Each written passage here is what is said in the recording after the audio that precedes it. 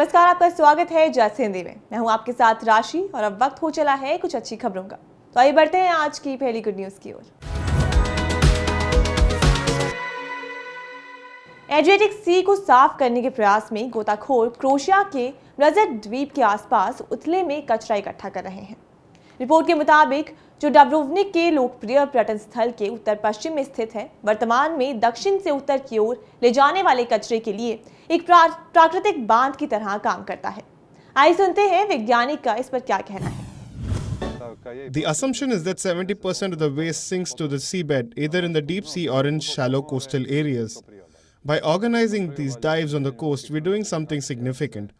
Firstly, that the amount of waste is reduced and the negative pressure of plastic and marine waste is reduced. And secondly, that the level of environmental awareness is raised about the fact that there is something called marine waste and that it is necessary to act to remove it.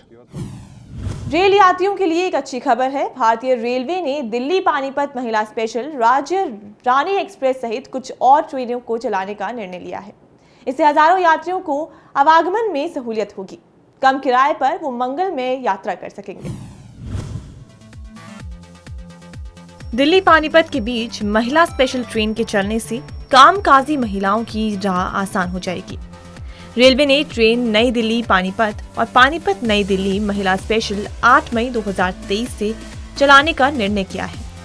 इसके साथ ही train Lucknow junction Meerut city Lucknow junction के बीच चलने वाली राज्य रानी express की सेवा भी बहाल करने का निर्णय रेलवे ने लिया है। यात्रियों की सुविधा के लिए इस ट्रेन को तत्काल प्रभाव से बहाल किया गया है। भारतीय रेलवे ने माता वैष्णो देवी दर्शन करने वाले लोगों के लिए भी स्पेशल ट्रेन चलाने का निर्णय लिया है।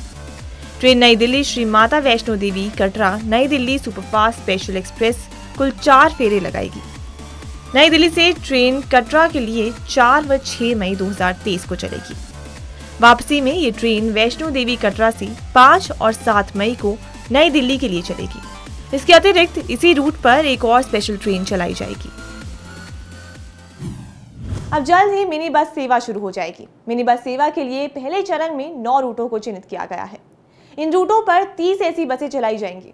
इन बसों में यात्रियों को बैठने के लिए 24 सीटों की व्यवस्था होगी। पब्लिक प्राइवेट पार्टनरशिप के तहत बसों के परिचालन की योजना तैयार की गई है। ये मिनी बसें मुख्य रूप से मेट्रो स्टेशंस को कनेक्टिविटी प्रदान करने के लिए है। वो मोटे तौर पर नोएडा और ग्रेटर नोएडा में किसी भी अन्य सिटी बस सेवा की तरह काम करेंगी। नियमित बस कनेक्टिविटी नहीं होने के कारण मेट्रो यात्रियों को स्टेशन से अपने घर तक पहुंचने के लिए निजी वाहनों का प्रयोग करना पड़ता है। उनके लिए नई सुविधा एक अलग विकल्प प्रदान करेगी।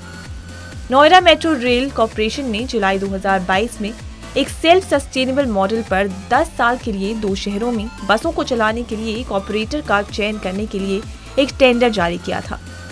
निगम की शर्तों के अनुसार बसों, डिपो और ठहराव स्थलों पर किराए और विज्ञापनों के माध्यम से अर्जित राजस्व के जरिए ऑपरेटर बसों का रखरखाव करेंगे।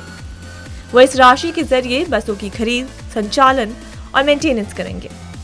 न्यू मिनी बस सर्विस के लिए नोएडा की टर्बन मोबिलिटी एजेंसी का चयन किया गया है। ये एजेंसी परियोजना का संचालन करेगी। एजेंसी ने एक रूट मैप तैयार किया है। इसे NMRC को भेजा गया है। अधिकारियों ने कहा कि परिवहन कंपनी की ओर से प्रस्तावित मार्गों की नोएडा और ग्रेटर नोएडा के अधिकारियों ने भी जांच की थी। इसमें कुछ बदलावों के साथ मंजूरी दे दी गई है।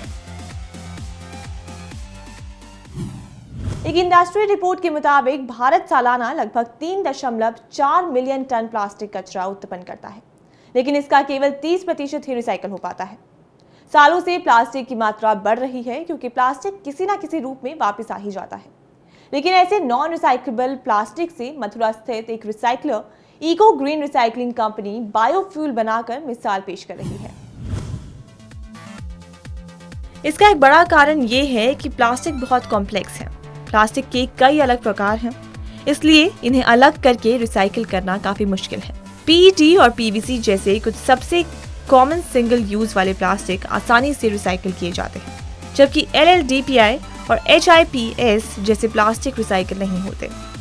लेकिन ऐसे नॉन रिसाइकेबल प्लास्टिक से मथुरा स्थित एक recycler eco green recycling company biofuel बनाकर मिसाल पेश कर रही है। इको ग्रीन रिसाइकलिंग के संस्थापक अपूर्व चतुर्वेदी और योगेश्वर बायोफ्यूल बनाकर सस्टेनेबिलिटी के क्षेत्र में क्रांति ला रहे हैं। प्लास्टिक को बायोफ्यूल यानी जैव ईंधन जैसे ऊर्जा स्रोतों में बदलने की प्रक्रिया को पायरोलिसिस कहा जाता है। इस प्रोसेस में लिक्विड ऑयल का उत्पादन करने के लिए ऑक्सीजन की अनुपस्थिति में थर्मल डिग्रेडेशन का उपयोग करके मॉलिक्यूल्स को ब्रेक किया जाता है। LLDPE और HIPS जैसे प्लास्टिक को कुछ केमिकल्स के साथ मिलाया जाता है। इसे फिर उच्च तापमान पर जलाया जाता है। पायरोलिसिस के माध्यम से उत्पन्न जैव ईंधन का उपयोग मिट्टी के तेल और कुछ हद तक डीजल के विकल्प के रूप में भी किया जाता है। लेकिन चतुर्वेदी का कहना है कि जैव ईंधन का इस्तेमाल वाहनों में भी किया जा सकता है। NIT श्रीनगर ने IIT बॉम्बे के एक ऊर्जा इंजीनियर, पूर्व छात्र और Guinness book world record holder Sushil Reddy का स्वागत किया। सुशील रेड्डी ने भारत में सौर ऊर्जा से चलने वाली इलेक्ट्रिक कार पर कन्याकुमारी से कश्मीर तक की सबसे लंबी यात्रा के लिए गिनीज बुक रिकॉर्ड बनाया। गिनीज बुक रिकॉर्ड धारक ने श्रीनगर में NIT परिसर में अपनी लंबी और चुनौतीपूर्ण 5000 किलोमीटर 55 दिवसीय यात्रा पूरी करने के बाद पहुंचा। आइए उन्हीं से सुनते हैं उनका अनुभव कैसा रहा। इलेक्ट्रिकल मोबिलिटी के काफ़ी बेनिफिट्स हैं। फर्स्ट एक तो ये जीरो टेल पाइप एमिशंस हैं, जो धुआं निकलता है पेट्रोल डीजल गाड़ियों में, वो इसमें नहीं निकलता। तो at least citizens will breathe cleaner air. Plus जो रनिंग कॉस्ट है, इलेक्ट्रिक व्हीकल्स का running cost is almost 70% less, क्योंकि हम बिजली यूज कर रहे हैं instead of petrol and diesel as fuel. तो वो एक as a technology it becomes very cheap to run the vehicle. Plus of course noise free है, राइट? इसमें कोई इंजन नहीं है तो वाइब्रेशंस नहीं है। तो inside as a passenger and a driver काफ़ी आसानी से आप चला सकते हैं गाड़ी। इसमें कोई क्लच और गियर भी नहीं है। तो बस एक मेजर चैलेंज चार्जिंग का है, but apart from that it's a very good experience. गर्भ निरोध के लिए ज्यादातर विकल्प महिलाओं के लिए ही क्यों? कई बार ये सवाल आपके जहन में भी आया होगा, और महिलाओं को तो इससे शिकायत है ही। सब उपाय महिलाओं के लिए ही, लेकिन अब पुरुष गर्भ निरोध विकल्प भी आने वाला है। विज्ञान इसी खोज के काफी करीब है। इससे महिलाओं की तरह पुरुषों के लिए भी गर्भ निरोधक गोली बनाई जा रही है, और वैज्ञानिकों को इसमें सफलता भी मिली है। बताया जा रहा है कि इस गोली को संबंध बनाने से कुछ देर पहले लेना होगा। स्टडी के अनुसार SAC अवरोधक की एक खुराक TDI 11861 चूहों के स्पर्म को 2.5 घंटे तक स्थिर कर देती है। स्टडी बताती है कि महिला प्रजनन के रास्ते में भी चूहे के शुक्राणु निष्क्रिय होते हैं। 24 घंटे तक शुक्राणु सामान्य गति में आए। शोधकर्ताओं का कहना था कि पूर्व में पुरुषों के लिए बनाई जा रही गर्भ निरोधक गोलियों के शोध पर इसलिए रोक लगा दी गई थी क्योंकि उनके कई साइड इफेक्ट सामने आए थे। शोध टीम ने पाया कि चूहों में आनुवांशिक रूप से एक महत्वपूर्ण cellular signalling protein soluble एडेनिल cyclos की कमी होती है। शोधकर्ताओं के अनुसार 30 मिनट से 1 घंटे के भीतर ये गोली काम करती है। इससे अंडे को निषेचित करने में डिसेबल बनाने के लिए 1 सप्ताह लग जाता है। शोध के अनुसार चूहों ने सामान्य तरीके से संबंध बनाए और 52 बार संबंध बनाने के बाद भी मादा चूहिया गर्भ धारण नहीं कर सकी। माना जा रहा है कि अगर ये गोली क्लिनिकल ट्रायल पर खरा उतरती है तो इसे पुरुषों की गर्भ निरोधक गोली के तौर पर बाजार में उतारा जा सकता है।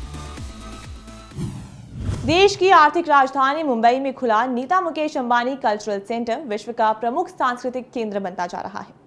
भारत के कला प्रेमियों को इस कल्चरल सेंटर में पहली बार दुनिया के सबसे सफल और पसंदीदा ब्रॉडवे म्यूजिकल में से एक द साउंड ऑफ म्यूजिक जैसा ग्लोबल ब्रांड शो देखने को मिलेगा।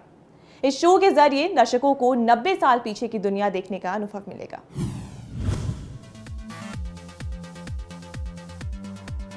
बता दें कि इंटरनेशनल ब्रॉडवे म्यूजिकल शो ने पहली बार भारत में कदम रखा है। ये शो 5 बार प्रतिष्ठित टोनी पुरस्कार जीत चुका है।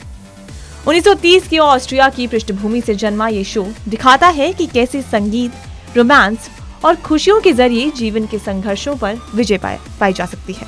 इस क्लासिक प्रोडक्शन में my favourite things, do re mi, the hills are alive और 16 गोइंग ऑन 17 जैसे 26 बेहतरीन गीत शामिल हैं। नीता मुकेश अंबानी कल्चरल सेंटर की फाउंडर और चेयरपर्सन नीता अंबानी ने कहा कि NMACC में भारत में पहले international Broadway musical the sound of music को पेश करते हुए हमें बेहद खुशी हो रही है। भारत की श्रेष्ठ विरासत का प्रदर्शन हमने द ग्रेट इंडियन म्यूजिकल में किया था और अब हम अब तक की सबसे पसंदीदा इंटरनेशनल म्यूजिकल में से एक को भारत लाने पर रोमांचित हैं। उन्होंने आगे और क्या कुछ कहा, आइए सुनते हैं। Sound of Music is a timeless musical, and it brings so much joy to whoever watches it. When Mukesh and me took our children when they were young, not only did the children enjoy it on Broadway, but even we as parents enjoyed it. It was so enthralling. So I think this is going to be a enjoyable musical for the people of Mumbai and India to come and watch it with their families. When we launched NMACC last month, I had said we'd bring the best of India to the world. And I think Civilization to Nation was a big hit. And it actually made our culture stand out in the world. And I also said we'll bring the best of the world to India. And I think that's why Sound of Music is here. Good news में आज के लिए सिर्फ इतना ही। फिर लौटूंगी कुछ अच्छी खबरों के साथ। तब तक के लिए मुझे दीजिए इजाजत और देखते रहिए जस्ट हिंदी। आप अपना फीडबैक हमें info@justbroadcasting.com पर मेल कर सकते हैं।